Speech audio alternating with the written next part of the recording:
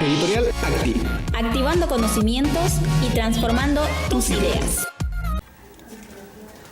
Estamos en el tema de equilibrio de fuerzas y vamos a resolver el siguiente ejercicio. Un atleta de 60 kilogramos y 1.70 metros de estatura realiza ejercicio de anillas denominado el Cristo, en el que mantiene su cuerpo inmóvil con los brazos extendidos horizontalmente. Calcular la tensión en las cuerdas.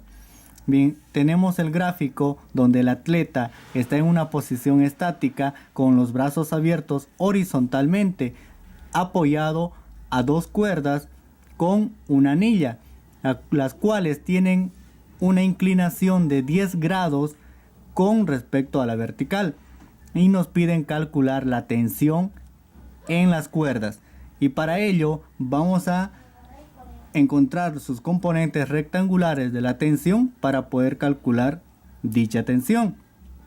Entonces, si tenemos aquí un ángulo alfa de 10 grados, para poder calcular T en Y, o sea su componente en Y de la tensión, utilizaremos coseno del ángulo. Coseno de alfa es igual al cateto adyacente dividido entre la hipotenusa.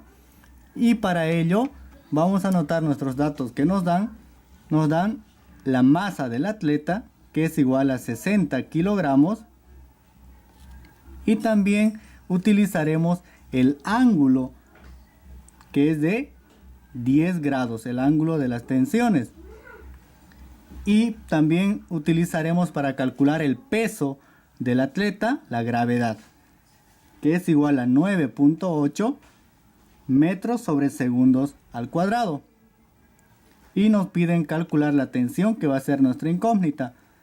Bien, como dijimos, para descomponer nuestros componentes en X y componentes en Y de la tensión, este método son los componentes rectangulares, el cual vamos a hacer la sumatoria de fuerzas en Y para poder calcular la tensión.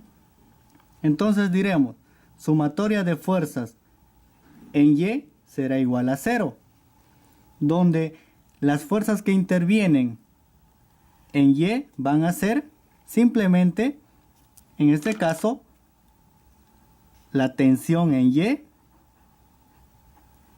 y el peso. Entonces, estas dos, la tensión en y el peso, son las fuerzas que intervienen en los componentes en Y. Entonces vamos a sacar la tensión en Y es positiva, tensión en Y menos el peso va a ser igual a 0.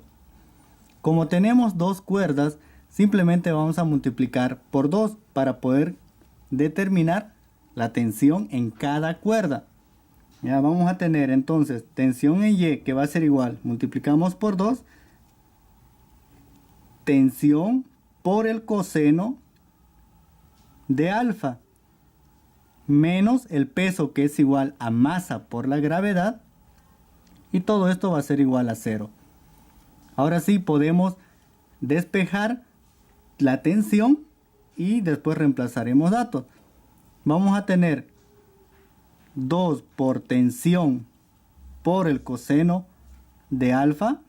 Esto está con el signo negativo, va a pasar al otro miembro con signo positivo, donde vamos a tener masa por la gravedad. Ahora, despejando tensión, vamos a tener la tensión va a ser igual, esto pasa a dividir, al igual manera coseno de alfa, y vamos a tener masa por la gravedad dividido entre 2 por el coseno de alfa. Reemplazando datos, vamos a tener la masa, que es igual a 60 kilogramos, por la gravedad, que es de 9.8 metros sobre segundos al cuadrado. Todo esto dividido 2 por el coseno de 10 grados. Resolviendo, vamos a tener, utilizamos nuestra calculadora, 60 por 9.8, y tenemos a 588.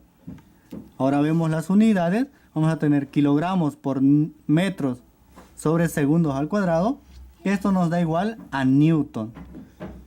Esta parte de aquí en unidades, todo esto nos va a dar igual a newton.